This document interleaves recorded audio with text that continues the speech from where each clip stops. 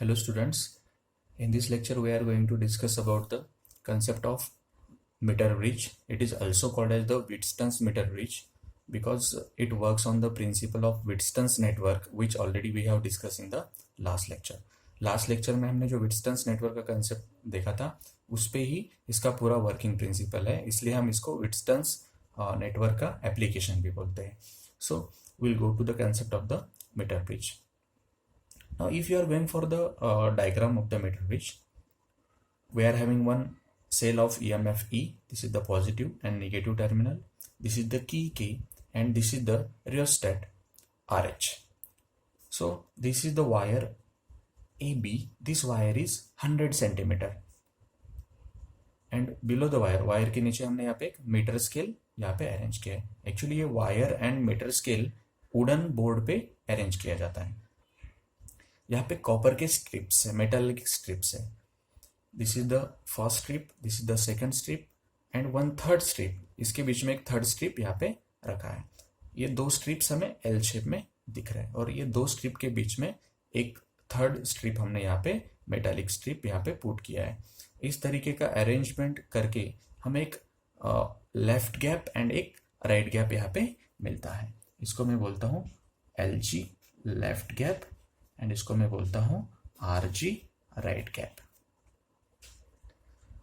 Now ये जो wire है इसका point A is connected to the positive terminal and this B is connected to the negative terminal through the K and R H. In the left gap we have connected unknown resistance. जो resistance का value हमें find करना होता है वो हम हमेशा left gap में कनेक्ट करते हैं और हमारे पास एक रेजिस्टेंस बॉक्स है जिसका वैल्यू हम एडजस्ट कर सकते हैं अकॉर्डिंग टू द रिक्वायरमेंट. उसको हम जनरली कनेक्ट करते हैं राइट गैप में.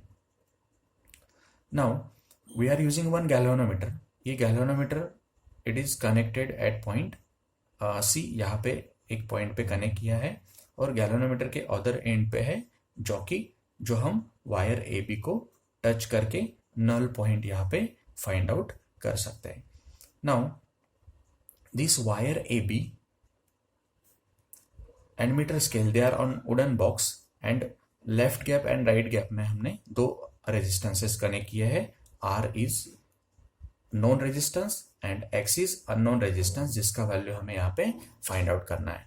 सो we have to find out the value for X. This is the construction part of the Wheatstone's meter bridge, or we can call simply it as a meter bridge. Now we will start its working. Battery यहाँ पे start कर दो. By pressing the key battery will get start and this circuit will get activated. Now during the activation of this particular circuit हमें क्या करना है, हमें यहाँ पे ये जो गैल्वेनोमीटर है इसका जो पॉइंट है जॉकी, उसको from point A to the point B अलग अलग पॉइंट पे इस जॉकी को हमें टच करना है.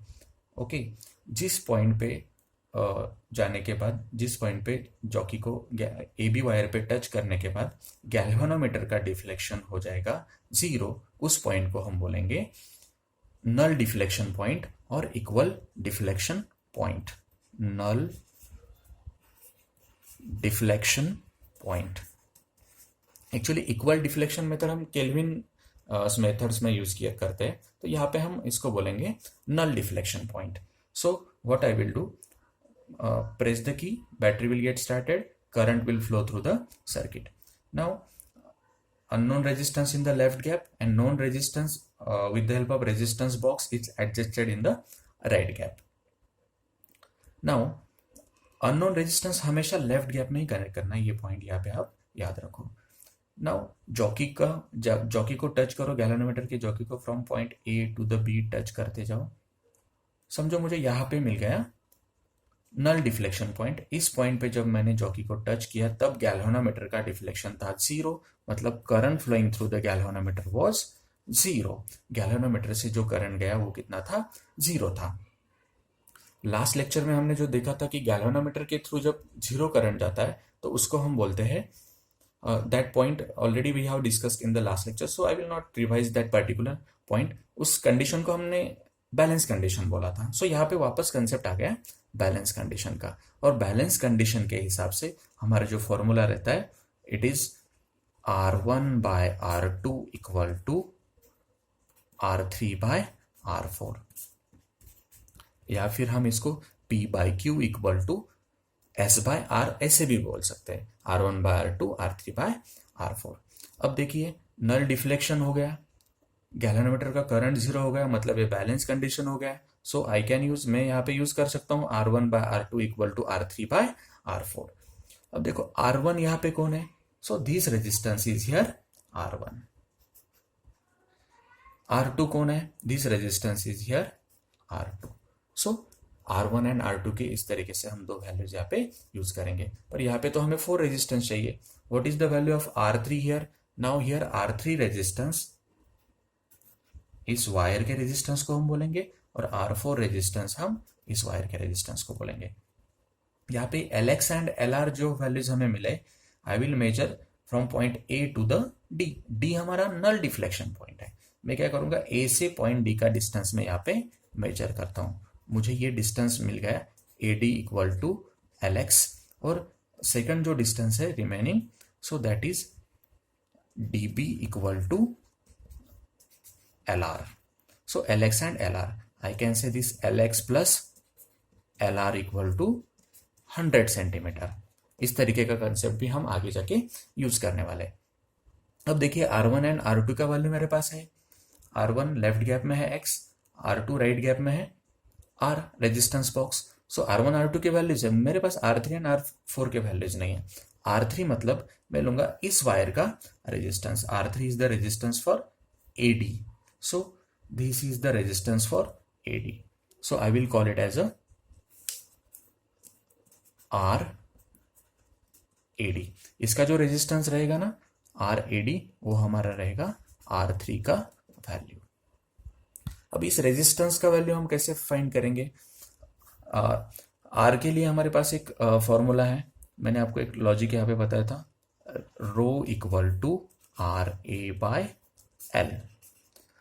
स्पेसिफिक रेजिस्टेंस के लिए हम फॉर्मूला यूज कर सकते हैं, रेजिस्टेंस पर यूनिट लेंथ भी इसके लिए यूज कर सकते हैं, या फिर रो इक्वल टू RA/L। अब देखिए सेम मटेरियल है तो resistivity same, specific resistance same रहेगा और एरिया भी सेम रहेगा, क्योंकि इसमें हम जो वायर यूज करते हैं ना AB, ये यूनिफॉर्म वायर रहता है। सो R के लिए इसको मॉडिफाई कीजिए, R equal to rho L divided by A। यहाँ पे A एंड रो दोनों पार्ट के लिए LX एंड LR के लिए सेम है। सो जब मैं ये दोनों का रेशियो निकालूंगा तब रो एंड A कांस्टेंट रहेंगे। सो can I say R is directly proportional to L। So R is directly proportional to L relation यहाँ पे आ जाता है।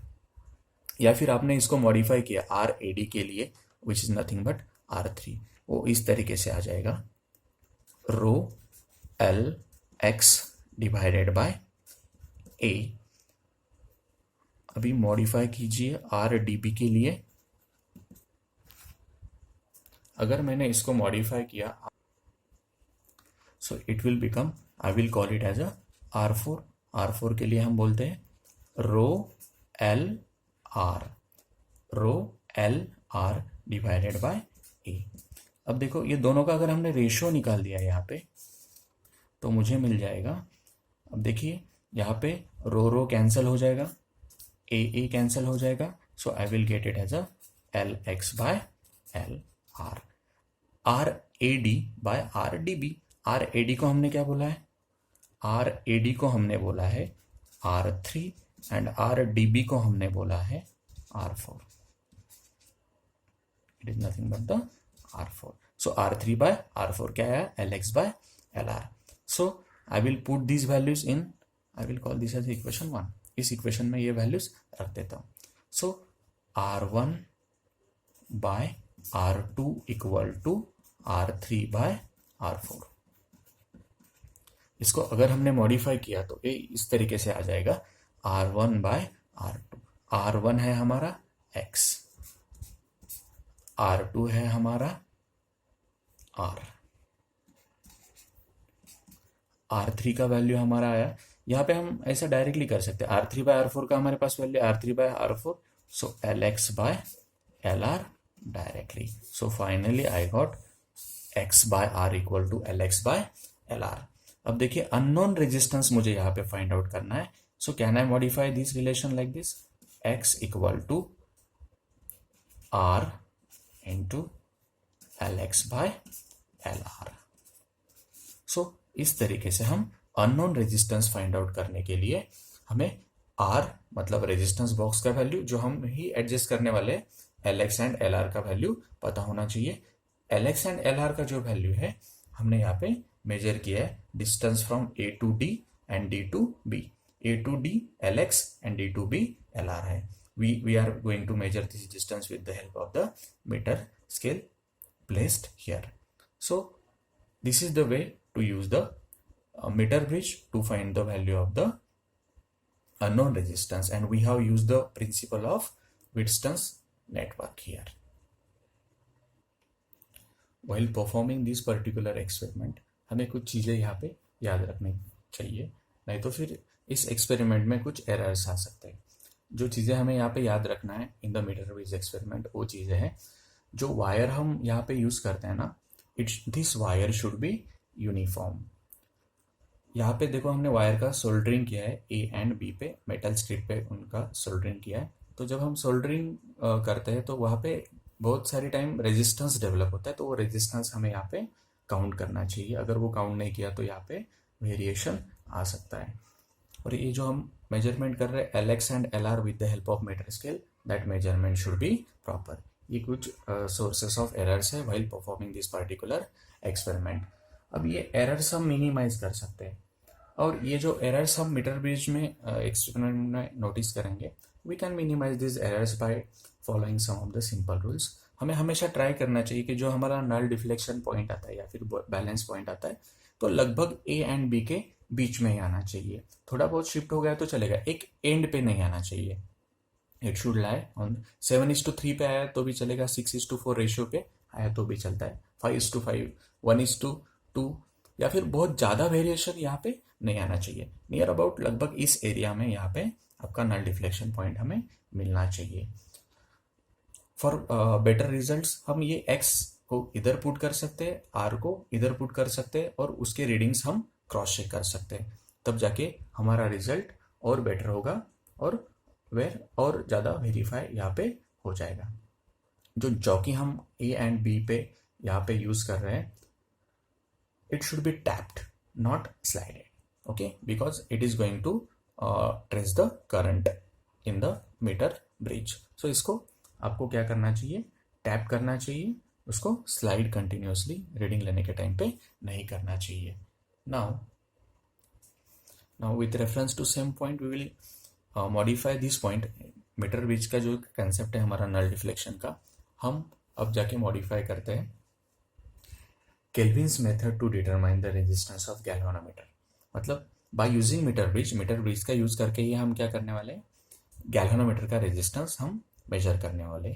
Kelvin's this method is also called as the Kelvin's method because it was used by the scientist Kelvin। अब देखिए वही diagram आपको इसमें दिख रहा होगा, पर इसमें मैंने कुछ छोटे छोटे चेंजेस किए हैं, वो आपको यहाँ पे नोटिस करना है।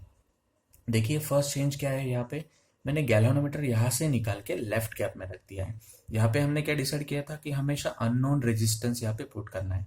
अब मुझे गैल्वेनोमीटर का रेजिस्टेंस निकालना है, इसलिए मैंने गैल्वेनोमीटर को ही लेफ्ट कैप में रख दिया। ये फर्स्ट चेंज है। इसके बाद में यहाँ पे जी रेजिस्टेंस आ गया, मतलब मैं जब यहाँ पे लेंथ मेजर करूंगा तो वहाँ की उसके सामने जो लेंथ आता है ना, उसको मैं पहले एलएक्स बोलता था ना, उसको मैं अभी क्या बोलूंगा, एलजी बोलूंगा। मतलब गैल्वेनोमीटर यहाँ से यहाँ पे गया और इस लेंथ को मैं बोलूंगा एलजी। बाकी का अगर आपने सेटअप देखा तो बाकी इसमें कुछ भी चेंज नहीं है, पर इसको नल डिफ्लेक्शन बोलते थे, और केल्विन्स मेथड को हम इक्वल डिफ्लेक्शन मेथड बोलते हैं। इसका मैं वर्किंग आपको बताता हूँ तो आपको समझ में आएगा कि इसको इक्वल डिफ्लेक्शन मेथड क्यों बोलते हैं। वही यहाँ पे इंपॉर्टेंट पॉइंट है, बाकी सब जो एक्सप्लेनेशन है डायग्राम एज इट इज आप एक्सप्लेन कर सकते हैं। अब देखिए जब मैं की प्रेस करता हूँ बैटरी स्टार्ट हो जाता है, करंट सर्किट में फ्लो हो जाता है। तो रीडिंग लेने का मेथड यहाँ पे थोड़ा सा अलग है। यहाँ पे जो जॉकी है ना, तो उस जॉकी को टच किया जाएगा ए टू बी, पर रीडिंग किस तरीके से हम पॉइंट डी को फाइनलाइज करेंगे, इस पॉइंट को हम इक्वल डिफ्लेक्शन पॉइंट बोलने वाले हैं, इस पॉइंट को हम कैसे फाइनलाइज करेंगे।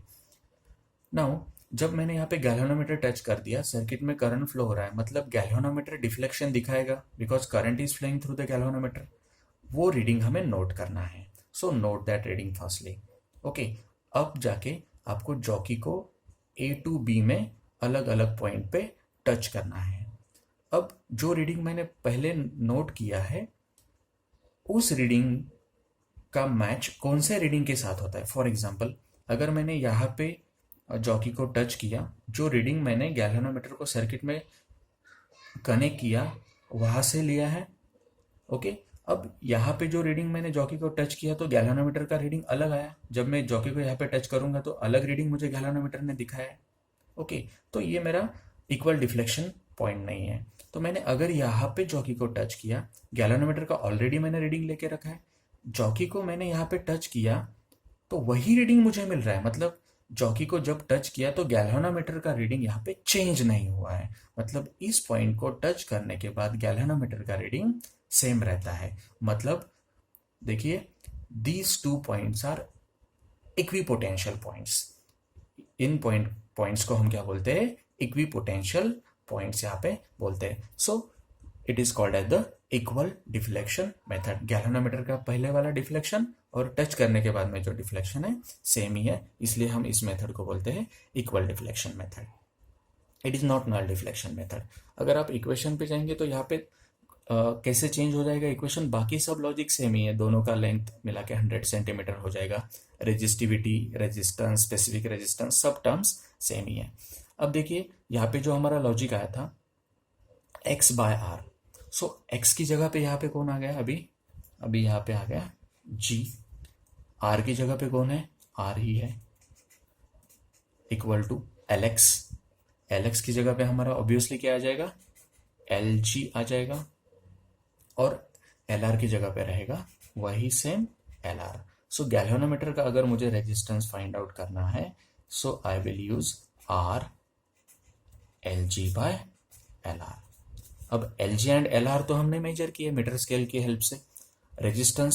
रेजिस्टेंस बॉक्स में हमने एडजस्ट किया है यहाँ पे। सो we can measure the resistance of this particular galvanometer. This method is discovered by the scientist Kelvin, and this method is called as the equal deflection method. Equal deflection method का मैं point वापस बताता हूँ।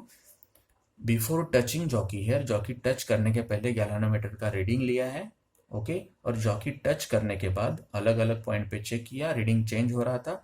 पर जब मैंने यहाँ पे जॉकी को टच किया उस टाइम पे रीडिंग गैल्वेनोमीटर का सेम दिखा रहा था। सो मैंने ये पॉइंट लिया है, इसलिए इस मेथड को बोला जाता है इक्वल डिफ्लेक्शन मेथड। नाउ ये जो व्हिटस्टन्स ब्रिज है ना, इसके कुछ एप्लीकेशंस है।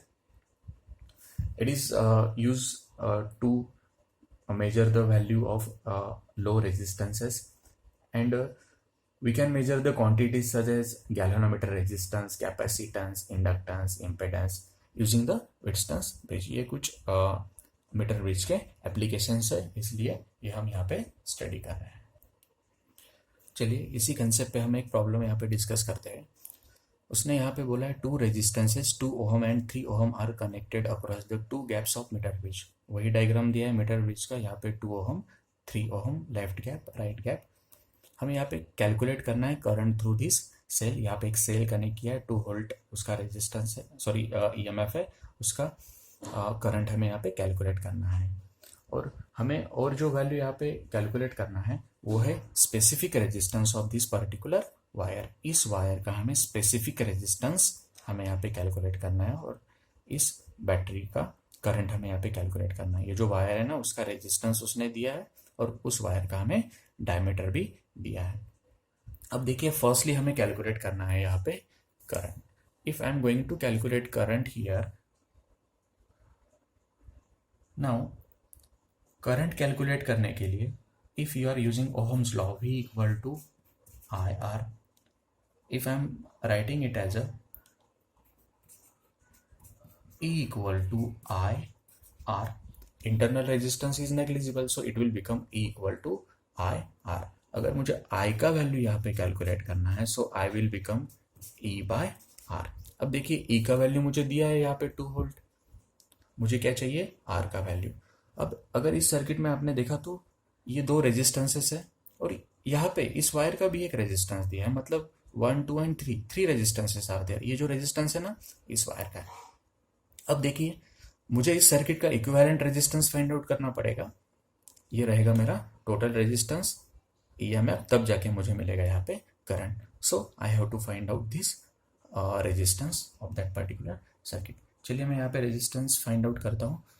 देखो बैलेंस कंडीशन है तो ये क्वेश्चन आप टेक्स्ट बुक में भी क्रॉस चेक कर सकते हैं। It is example 9.5। उसने बैलेंस कंडीशन दिया है, मतलब ये दोनों रेजिस्टेंसेस रहेंगे सीरीज में। मतलब ये दोनों रेजिस्टेंसेस अगर सीरीज में हो गए तो यहाँ पे टोटल रेजिस्टेंस ये दोनों का मिला के आ जाएगा 5 ओहम। अब देखिए ये दोनों सीरीज में, ये आ गया 5 ओहम और यहाँ पे एक रेजिस्टेंस जो दिया है 1.49 वायर का रेजिस्टेंस।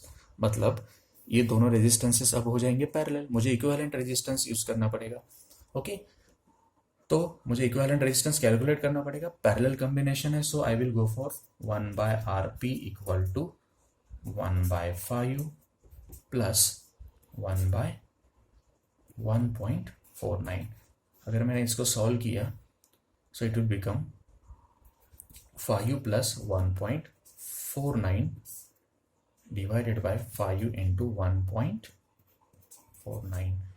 Okay, so RP मुझे फाइंड करना है, so I will write it as a 5 into 1.49 divided by 5 plus 1.49. अगर आपने इसको सिंप्लीफाई कर दिया you will get the answer near about 1.15. Please cross check this calculation. मतलब ये आ गया मेरा इक्विवेलेंट रेजिस्टेंस। अब मुझे करना क्या है, मुझे करंट फाइंड आउट करना है। मेरा फॉर्मूला है I equal to E divided by R। E का वैल्यू है मेरे पास 2, इक्विवेलेंट रेजिस्टेंस आ गया मेरा 1.15। So finally I will get the current. If you are making this calculation it will become 1.74 ampere. So इसमें से कितना करंट जा रहा है 1.74 एम्पियर। इतना करंट यहाँ पे फ्लो हो रहा है। So I got the value for I 1.74 ampere. ये आ गया करंट का वैल्यू। आगे जाके उसने बोला है कि स्पेसिफिक रेजिस्टेंस ऑफ वायर हमें यहाँ पे फाइंड आउट करना है। स्पेसिफिक रेजिस्टेंस का फॉर्मूला मैंने आपको बोला था, specific resistance equal to RA/L। इसको याद रखने के लिए मैंने आपको एक टेक्निक भी बोला था, RA/L। मतलब AR डिवाइडेड बाय L। ये स्पेसिफिक रेजिस्टेंस का फॉर्मूला है। जनरली ये सब बच्चों को पता रहता है, पता नहीं होगा तो ये आपको याद रखना पड़ेगा। बहुत इंपॉर्टेंट फॉर्मूला है RA/L। अब देखिए स्पेसिफिक रेजिस्टेंस अगर मुझे फाइंड आउट करना है तो उसका मुझे रेजिस्टेंस पता होना चाहिए। स्पेसिफिक रेजिस्टेंस मुझे इस वायर का फाइंड आउट करना है, उसका रेजिस्टेंस मुझे पता है 1.49। उसका एरिया मुझे पता नहीं है। If you are going through the question, यहाँ पे डायमीटर दिया है, डायमीटर दिया है मतलब मैं एरिया निकाल सकता हूँ। So I will use here πr²। L length of this particular wire is mentioned in the question. So if you are going for that particular concept of meter bridge, in that case length mention किया होगा तो वो आप consider कीजिए, नहीं किया होगा तो बाय डिफॉल्ट हमें पता है उसका लेंथ कितना रहता है 100 centimetre. 100 centimetre means, so I will write here length equal to 100 centimetre means it is 1 metre. Okay, और डायमीटर उसने दिया है हमें 0.12 centimetre. I have to convert it in terms of metre, so it will become 0.12 into 10⁻⁻² metre. सो 12 into 10⁻⁻⁴ metre मैं इसको लिख सकता हूँ। ये आ गया हमारा डायमीटर, पर हमें तो रेडियस चाहिए ना यहाँ पे। So R equal to 6 into 10⁻⁻⁴ metre. ये रेडियस हम यहाँ पे यूज करेंगे। So I will put here value 1। So specific resistance equal to 1.49 into 3.14 into 6 into 10⁻⁻⁴ square. Okay, if you are going for this particular calculation, so specific resistance आपको directly मिल जाएगा 1.68 into 10⁻⁻⁶ specific resistance का unit रहता है ohm metre. Unit कैसे आता है उसका ohm metre? If you are going for the formula rho equal to RA/L, देखिए यहाँ पे R है, उसका यूनिट आएगा ओहम, एरिया का यूनिट रहता है metre square divided by length, again metre, metre metre cancel, so it will become ohm metre. So ये मिल गया हमें यहाँ पे स्पेसिफिक रेजिस्टेंस। ओके, इस टाइप के कुछ क्वेश्चंस मैं आपको प्रैक्टिस के लिए ग्रुप पे डाल दूंगा, so you can go through those questions. इसके बाद में मैं आपको जो वीडियोस है उसका लिंक शेयर नहीं कर पाऊंगा, तो आपको कंपलसरी है, जो लोगों को वीडियोस आगे देखना है तो चैनल सब्सक्राइब कीजिए और बेल आइकॉन पे क्लिक कीजिए। जब मैं वीडियो डालूंगा ना तब आपको मैसेज आ जाएगा, तब तुरंत आप वो पर्टिकुलर वीडियो देख पाएंगे। ओके, सो भूलिए मत, you have to subscribe this channel and you have to click on the bell icon to get next videos. So have a nice day. Thank you.